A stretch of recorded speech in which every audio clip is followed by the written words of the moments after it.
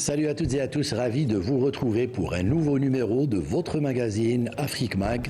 Et pour commencer, retour sur cet événement que l'Algérie a abrité ces derniers jours, le 6e dialogue africain en l'occurrence. Les participants à cette manifestation qui s'est tenue du 20 au 22 novembre 2023 à Alger ont souligné la nécessité de la mise en place d'un réseau judiciaire africain et d'un mécanisme de suivi des décisions de la Cour africaine des droits de l'homme et des peuples. Pour rappel, les travaux de ce dialogue se tiennent tous les 2 ans en vertu de la décision du Conseil exécutif de l'Union africaine portant organisation de dialogue judiciaire au niveau du continent. Commentaire, Yasmine Massoudi.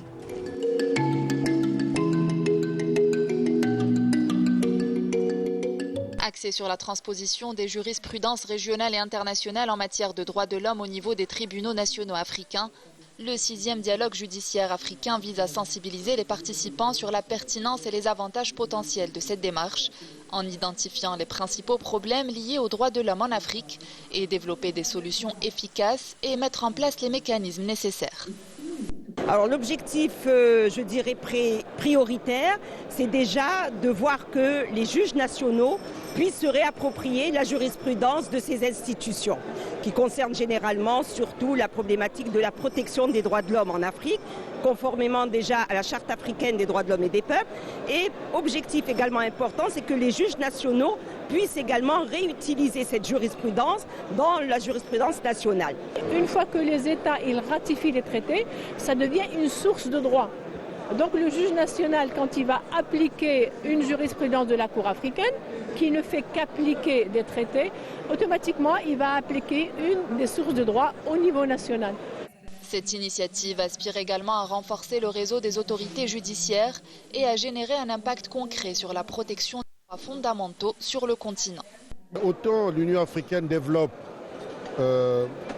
du droit applicable de façon panafricaine, autant il est souhaitable que d'une part que ce droit soit bien compris par les différentes unités et institutions continentales qui mettent en œuvre ce droit, et en même temps que ce droit soit bien intégré par les juridictions qui règlent les différents problèmes que les droits de l'homme rencontrent à travers le continent africain. Donc dans ce dialogue-là, on va forcément arriver à une plus grande facilité quant à l'applicabilité des conventions internationales dans les juridictions nationales. Le 6e dialogue judiciaire permettra de renforcer la collaboration et la coopération entre les juridictions régionales et nationales, les praticiens du droit et les parties prenantes en vue de l'élaboration d'un cadre juridique commun pour la protection des droits de l'homme en Afrique.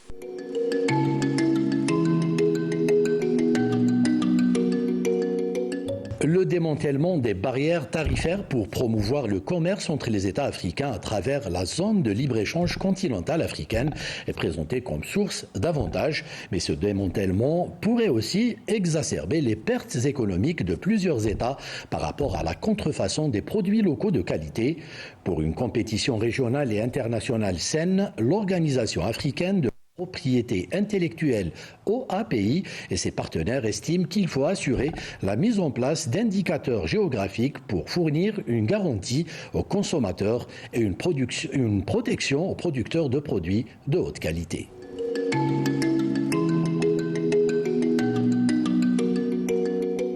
Dans le discours des dirigeants africains, la mise en œuvre de la zone de libre-échange continentale africaine entrée en vigueur en 2019 met l'accent sur le démantèlement des barrières douanières, l'harmonisation des politiques fiscales, la libre circulation, le libre mouvement des capitaux et services, mais moins sur les indicateurs géographiques. L'OAPI, l'Organisation africaine de la propriété intellectuelle, partenaire de l'atelier régional, organisé du 25 au 27 octobre à Yaoundé avec le projet Afripi, estime qu'il s'agit pourtant d'une question cruciale pour la libre compétition économique et la protection des producteurs locaux. L'OAPI soutient la mise en place d'indicateurs géographiques dans les pays membres de l'organisation, soit 17 pays d'Afrique de l'Ouest et du Centre. Les indications géographiques sont l'un des divers leviers importants sur lesquels l'OAPI s'appuie pour contribuer efficacement au développement économique de ses États membres. Grâce à la valorisation du savoir-faire traditionnel par le biais des indicateurs géographiques, la FAO citée par l'Union européenne révèle par exemple que le poivre de Benja du Cameroun a gagné une prime de 120% sur le marché. Mais la mise en place d'indicateurs géographiques efficaces n'est pas chose aisée. La délégation de l'Union européenne au Cameroun souligne qu'il faut combiner des normes de production, l'organisation des collectifs de producteurs, un mécanisme de contrôle efficace avec des comités nationaux, comme l'envisage l'OAPI. Ces comités doivent réunir les personnes compétentes des différentes administrations concernées et permettre une coordination efficace des politiques. Ils garantissent que les initiatives des producteurs locaux, leurs efforts pour s'organiser afin de fournir un produit de qualité supérieure, s'inscrivent dans une stratégie nationale plus large pour le développement des économies nationales ou de l'économie d'ailleurs régionale, puisque vous savez, vous appartenez tous à des zones économiques aussi en Afrique. Il y a la ZLECAf qui va se développer. Et donc là, il y a aussi un enjeu de développement et d'intégration régionale. La ZLECAf vise à stimuler le commerce intra-africain de 52,3% d'ici 2025, contre environ 15% aujourd'hui. Le commerce intra-État est estimé à 58% en Asie et en Europe à 67% actuellement.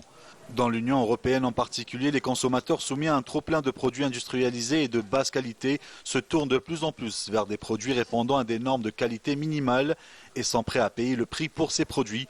Le projet Afripi, droit et propriété intellectuelle et innovation en Afrique, partenaire de l'OAPI pour la mise en place d'indicateurs géographiques en Afrique, est financé par l'Union européenne.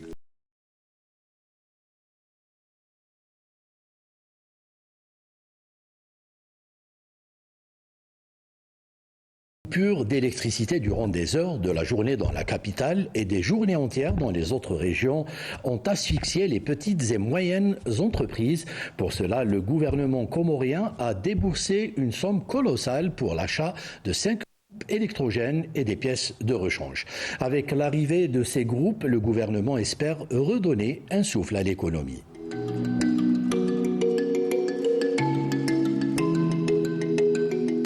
C'est d'abord du Vol Network, Airline Management, que les 5 groupes électrogènes de la société d'État Sonelec sont arrivés. L'arrivée de ces 5 groupes vont permettre à la population d'avoir l'électricité. 5 groupes électrogènes complets au profit de la Sonelec. C'est une subvention du gouvernement comorien en vue d'aider la Sonelec à résoudre les problèmes de fourniture d'énergie. Et nous attendons dans les 2 prochaines semaines aussi des pièces de rechange pour la révision majeure de 7 groupes électrogènes. Et ceci pour aider à améliorer significativement la fourniture de l'électricité dans le pays. Ces groupes ont une capacité de 10 MW, prêts à être opérationnels. 2 sont neufs et les 3 sont reconditionnés à neuf.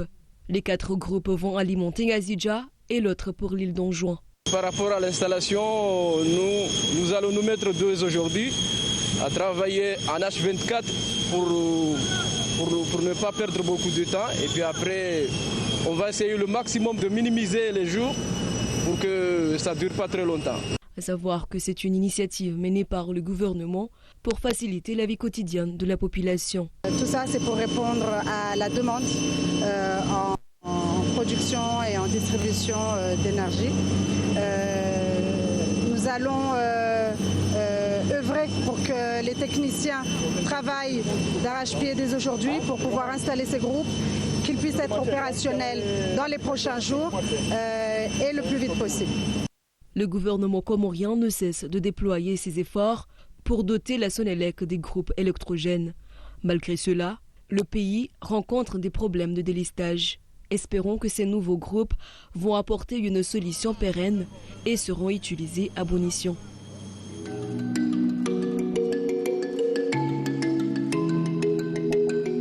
Dans son effort d'accompagner le développement de l'industrie créative en Afrique, la Banque africaine d'import-export Afreximbank vient d'annoncer l'augmentation de son financement à ce secteur qui va passer de 500 millions à 1 milliard de dollars américains.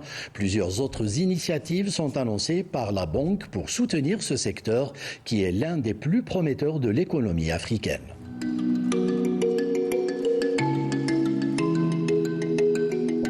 Connecter les professionnels de l'industrie créative en Afrique, c'est un des objectifs du sommet de la Creative Africa Nexus, CANEX, au Caire en Égypte. Initié par la Banque africaine d'import-export, Afreximbank, l'événement vise à soutenir le commerce et l'investissement dans le secteur créatif africain. Ce deuxième rendez-vous continental est l'opportunité de se retrouver et d'échanger entre professionnels. Le monde devient de plus en plus petit, mais avec un appétit croissant pour un contenu global culturellement spécifique. Et l'Afrique est un acteur clé pour répondre à cette demande. La banque a décidé d'accroître ses fonds destinés au secteur créatif, en s'impliquant davantage, par exemple, dans le financement de projets cinématographiques. Aujourd'hui, les industries cinématographiques et audiovisuelles en Afrique représentent un véritable outil de développement qui pourrait créer plus de 20 millions d'emplois et générer 20 milliards de dollars de revenus par an. Lors du week-end de la CANEX de 2022, la banque a décidé d'augmenter le financement disponible pour le secteur créatif de 500 millions de dollars à 1 milliard. Nous disposons actuellement d'une réserve de plus de 600 millions de dollars pour des projets dans les domaines du cinéma, de la musique, des arts visuels, de la mode et du sport. Grâce à la jeune population du continent et à sa forte connectivité, les studios, les réseaux, les promoteurs et les marques investissent dans des solutions permettant d'atteindre des publics diversifiés. D'ici à 2030, l'Afrique devrait produire jusqu'à 10% des exportations mondiales de biens créatifs d'une valeur d'environ 200 milliards de dollars, soit 4% du PIB du continent.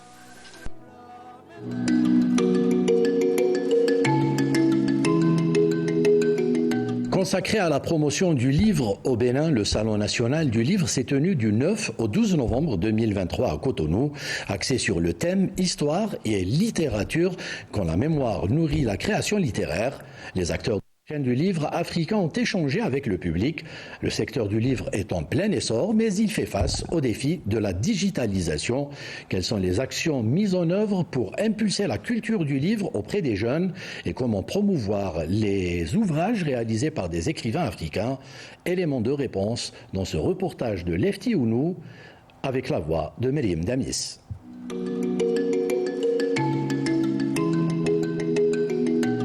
Dans le cadre du Salon national du livre édition 2023 à Cotonou, le jeune public a investi les ateliers sous la coordination des responsables d'écoles et de collèges qui les ont accompagnés. Après avoir révélé leur potentiel en lecture, dessin et l'art oratoire, des lauréats ont reçu leur chèque cadeau qu'ils ont échangé contre des livres. À l'instar de plusieurs maisons d'édition présentes dans les stands du livre, la librairie Digital Book Connect a reçu des élèves bénéficiaires de ce bon. Les enfants remettent des tickets, des chèques cadeaux de valeur de 1000 francs et de 2000 et puis ils échangent ça contre des livres du même montant, de la même valeur. C'est toujours un plaisir de savoir que les enfants, les élèves continuent quand même d'aimer la lecture malgré tout ce qu'on a aujourd'hui. Voilà, les mangas et tout, mais malgré ça, ils restent accrochés à la lecture, c'est bien, ça fait plaisir. Le livre demeure un moyen universel de communication et dans le contexte de la révolution digitale. Le livre papier résiste au support numérique. Toutefois, la lecture peine à suivre le rythme et la dynamique impulsée par les différents acteurs de la chaîne du livre, et ceci à cause de l'illettrisme et la faible communauté des lecteurs. Les auteurs font leur travail qui est celui de créer. Les éditeurs publient les livres. Il me semble que c'est au niveau de la médiation culturelle qu'un travail doit être fait. D'abord les librairies, ensuite les bibliothèques et que les écoles s'y impliquent. C'est de cette façon qu'on va faire en sorte que les productions d'œuvres littéraires africaines atteignent les publics africains. À noter que des conférences débats, des cafés littéraires et des dédicaces en présence des professionnels ont meublé l'édition 2023 du Salon national du livre qui s'est tenu en ce mois de novembre à Cotonou. Les œuvres littéraires des écrivains béninois, lauréats du Grand Prix littéraire du Bénin, ont été valorisées dans le cadre de cette manifestation du livre.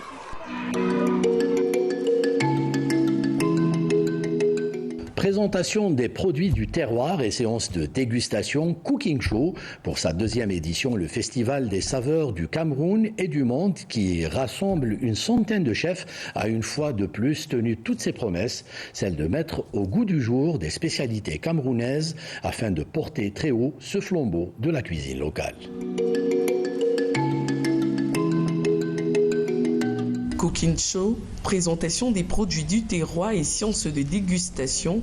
Pour sa deuxième édition, le Festival des saveurs du Cameroun et du monde, qui rassemblait une vingtaine de chefs issus des 10 régions du pays, a pris ses quartiers au Musée national de Yaoundé le 8 juin 2023. Un programme riche en couleurs et en saveurs, avec comme ingrédient principal de préparation l'arachide, préparé ici sous toutes ses formes. Sylvie et Éméranciel font partie des 20 chefs camerounais sélectionnés pour partager leur savoir-faire avec leurs confrères étrangers et de nombreux visiteurs d'ici et d'ailleurs. Le ragoût du macabo à la façon grand-mère. Pour ça, j'ai besoin d'un peu d'arachide, une petite tomate, un gros oignon, le djom, le koti et un piment jaune. Ça, c'est le mets d'arachide, le nam que nos parents faisaient avant. De l'eau chaude, bouillie, avec les écrevisses, du sel, et on tourne. Ça se mange avec du manioc et les bâtons de manioc. Et pour donner une signature particulière et un goût unique à ces différents menus, quoi de mieux qu'une variété d'épices locales recueillies dans la nature afin de séduire les papilles des consommateurs et donner une signature unique aux différents plats du terroir. Ici devant moi, j'ai le clou de Gérard. Ça a plusieurs vertus.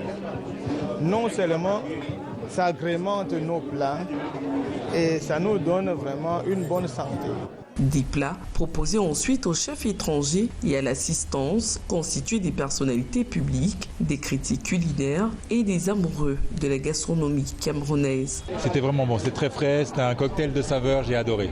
C'est une satisfaction totale pour les chefs étoilés Marie-Thérèse Atezoué, promotrice du festival, qui souhaite à travers cette initiative vendre la destination Cameroun à travers sa diversité culinaire. C'est une aventure qui date depuis 2001. J'avais décidé de faire la promotion de la cuisine camerounaise. Parce que je me suis dit, j'étais en Europe en 1970. Mon père aimait la moutarde de Dijon. Arrivé en France, on faisait encore la promotion de la moutarde de Dijon. Mais pourquoi nous, on ne peut pas faire la promotion de notre pays ? En novembre 2023, cuisiniers, critiques culinaires et entrepreneurs gastronomiques se retrouveront une fois de plus à Yaoundé pour mettre davantage en vitrine la richesse culinaire et la diversité gastronomique du Cameroun, l'Afrique en miniature. Voilà, ainsi s'achève la partie réservée au reportage. Place à présent à l'invité du BAG. Et pour ce numéro, nous allons nous intéresser au forum qui s'est tenu récemment en Algérie et qui a regroupé des hommes d'affaires algériens et ceux de la région de l'Afrique centrale. Une rencontre jumelée avec celle des experts internationaux des deux parties. Mais avant cela, jingle.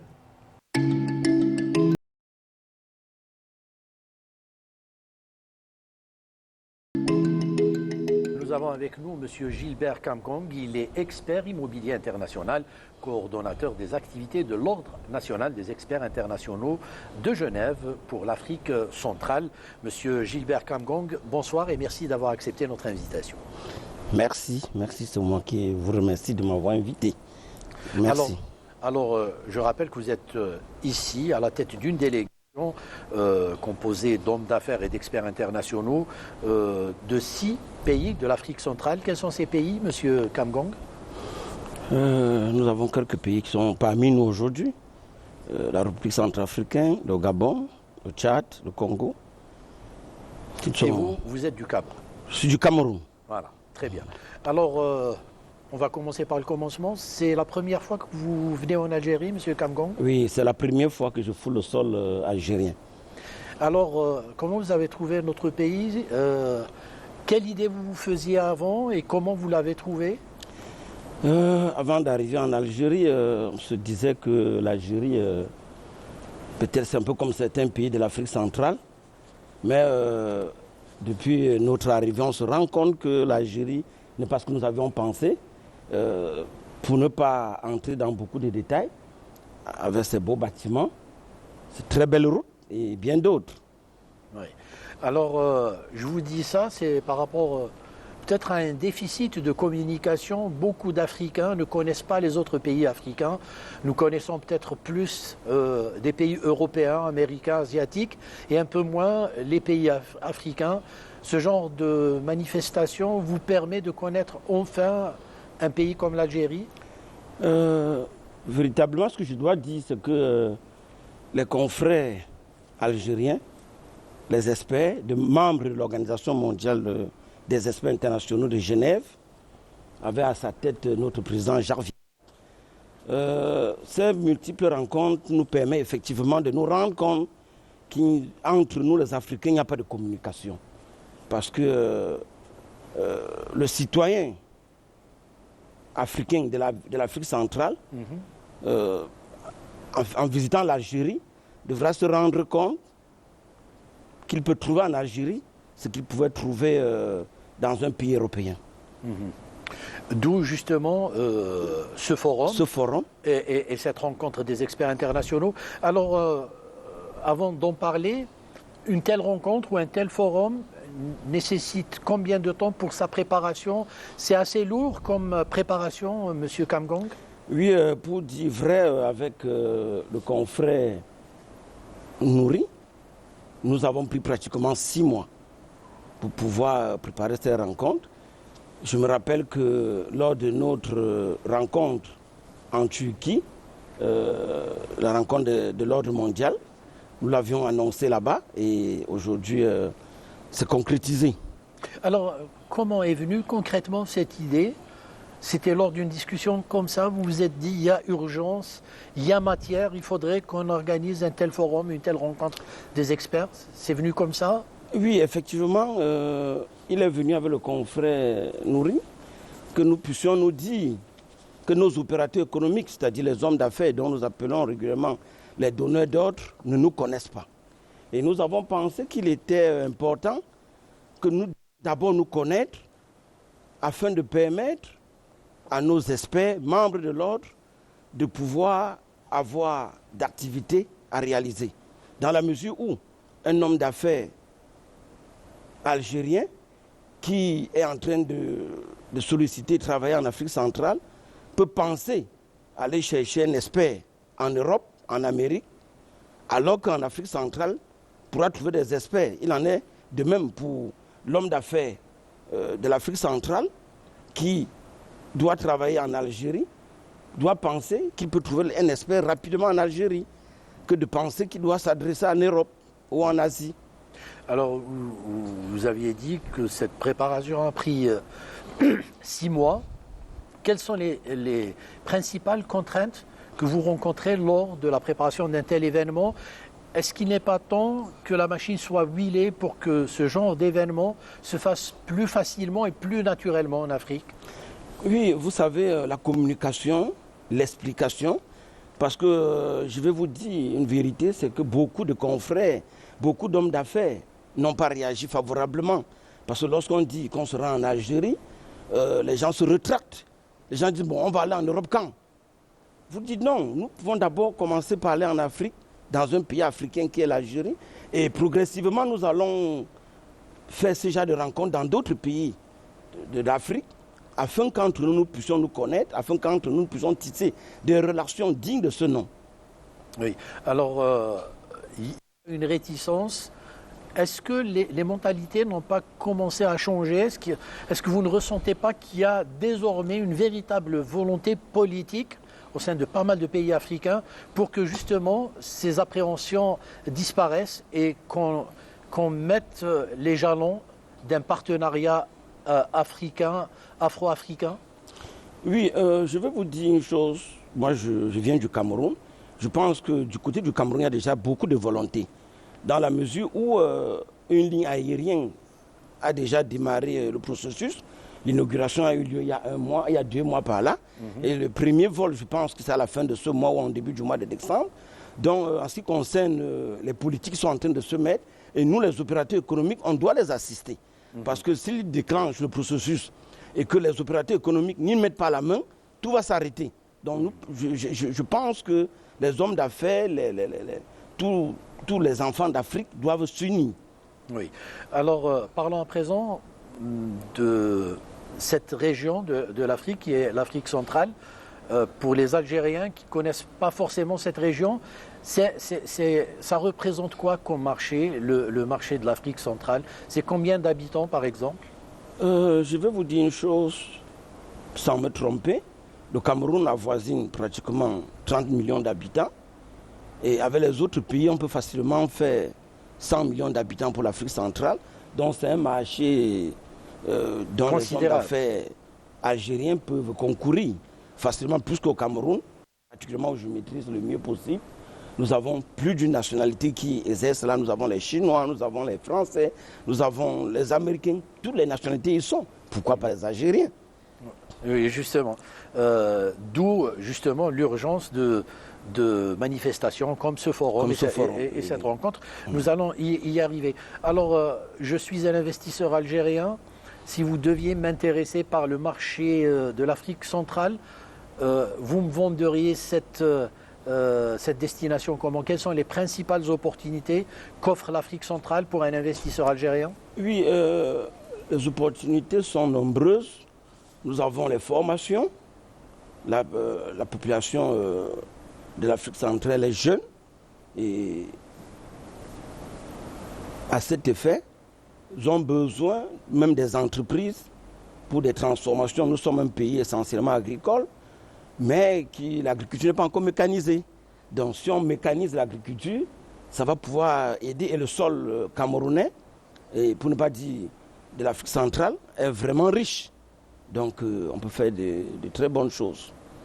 Inversement, que représente le marché algérien? Quelles sont les opportunités qu'offre le marché algérien pour les pays de l'Afrique centrale? Oui, les hommes d'affaires, les opérateurs économiques de l'Afrique centrale peuvent trouver des produits manufacturés en Algérie, peuvent trouver de très bonnes formations en Algérie. J'ai visité certaines des entreprises et ne pas aller peut-être jusqu'en Chine, ne pas aller peut-être jusqu'en Asie, si je peux me permettre de le dire, pour pouvoir trouver en Algérie, aussi à côté, pas très loin, ce qu'on a besoin d'aller chercher ailleurs. Alors revenons à cet événement. Il y a eu d'abord le forum des hommes d'affaires algériens et ceux de l'Afrique centrale, des 6 pays présents ici. Qu'est-ce qui a été fait durant justement ce forum? Vous aviez eu un programme assez chargé quand même. Oui, nous avons eu la chance de rencontrer quelques opérateurs économiques algériens qui sont venus à notre rencontre, je profite de l'opportunité pour les remercier, et quelques confrères aussi, experts qui sont venus à cette rencontre. Et nous avons partagé notre savoir-faire, nous avons échangé sur les conditionnalités d'entrer par exemple au Cameroun, et les Algériens nous ont expliqué comment on peut faire les affaires avec l'Algérie. Donc nous avons tout au moins partagé nos divers lois et règlements qui réglementent nos deux pays. Oui, alors durant le programme justement de ce forum et cette rencontre des experts internationaux, il y a eu 2 étapes, une ici à Alger et l'autre vous a mené dans l'ouest du pays, à Oran. Vous aviez eu des visites sur site aussi, donc vous aviez vu de très près ce qui se fait ici en Algérie. Qu'est-ce qui vous a marqué le plus? Qu'est-ce qui vous a intéressé le plus lors de ces visites? Nous avons fait des visites touristiques, nous avons fait des visites d'entreprise. Je l'ai dit tout à l'heure, j'ai été vraiment marqué par la beauté de l'Algérie, ses constructions, ses routes. Et nous nous sommes rendus compte que, en visitant certaines sociétés, on s'est rendu compte que sur le plan technique, nous avons vu la façon de travailler. Et je peux vous dire, ma délégation et moi, nous avons été très satisfaits, mais vraiment très surpris. Oui. Alors, vous aviez parlé tout à l'heure des dessertes aériennes. Il y a beaucoup de choses qui sont décidées sur le plan politique pour accompagner les investisseurs. Il y a ces dessertes aériennes entre l'Algérie et le Cameroun, entre l'Algérie et pas mal de pays africains. C'est important pour faciliter justement ces échanges. Il y a eu cette zone de libre-échange africain. C'est aussi important. Qu'attendent les investisseurs comme moyen supplémentaire pour faciliter l'investissement au sein même de l'Afrique? Nous allons simplement demander à nos politiques de continuer à pouvoir permettre aux opérateurs économiques de notre région Afrique de pouvoir se sentir à l'aise dans les échanges. Nous souhaitons que les machines politiques ne soient pas lourdes pour permettre aux opérateurs économiques de se sentir à l'aise dans leurs échanges. Oui. Sur le plan fiscal et bien d'autres, même sur le plan des transferts des fonds. Oui. Alors l'Algérie, par exemple, opte pour l'ouverture de banques algériennes dans des pays africains. C'est aussi un pas pour faciliter justement cet aspect-là. Tout naturellement. Oui. Alors, quelles sont les contraintes, les principales contraintes que rencontre un investisseur africain sur le continent africain? On se plaint de quoi le plus? On rencontre régulièrement les lenteurs administratives. Oui. Les lenteurs administratives. Oui. Parce que lorsque vous rencontrez une autorité, rien que les demandes d'audience sont souvent très longues pour pouvoir vous accepter. Et le monde des affaires va vite. Immédiatement, ça décourage. Imaginez-vous un investisseur qui a son argent, tout ce qu'il veut c'est gagner.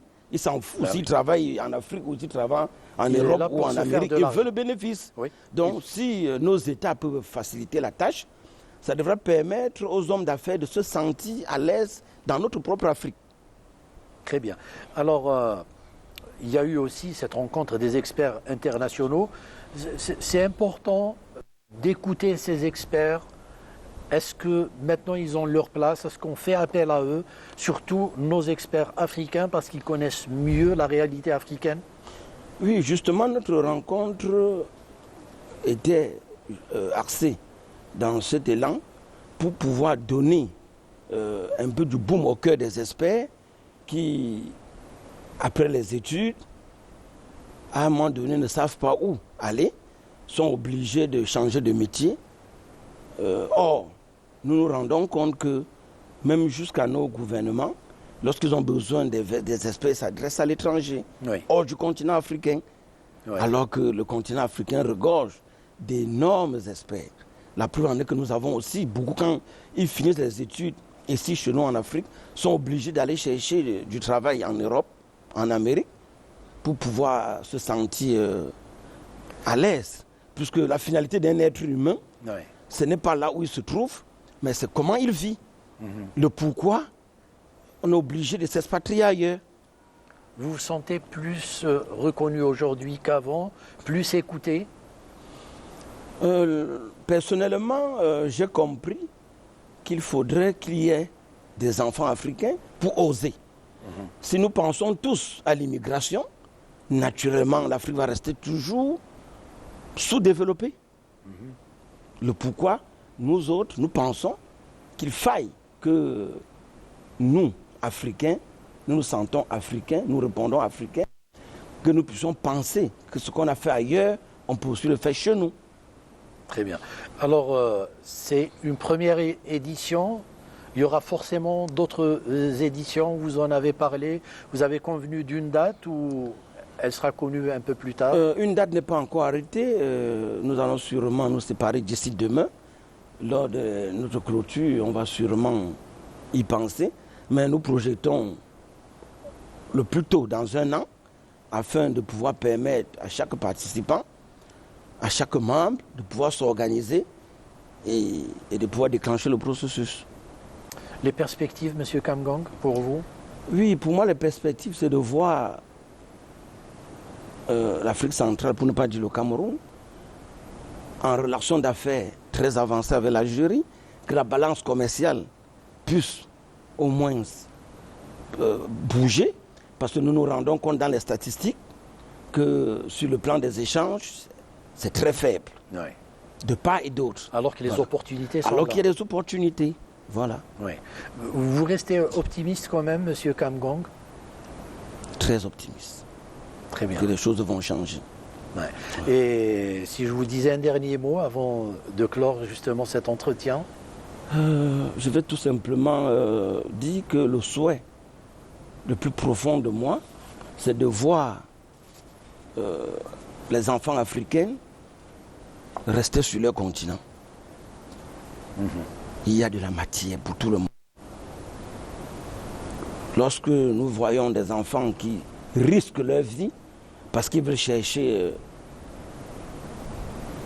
un meilleur avenir, alors que l'avenir est sur place, je pense que si ces enfants imaginaient un seul instant qui avaient construit sur d'autres planètes, ils se rendront compte que non, ils doivent rester chez eux.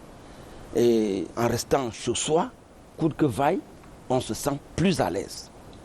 Très bien. Merci beaucoup, Monsieur Gilbert Kamgong. Je rappelle que vous êtes expert immobilier international et vous êtes aussi coordonnateur des activités de l'Ordre mondial des experts internationaux de Genève pour l'Afrique centrale. Merci beaucoup. Merci. Au plaisir de vous revoir chez vous en Algérie. Voilà, ainsi s'achève le 6e numéro d'Afrique Mag. Il ne me reste plus qu'à remercier toute l'équipe technique du Studio 2 et vous remercier, vous, de nous avoir suivis. Excellente soirée avec la suite des programmes de Canal Algérie. Salam.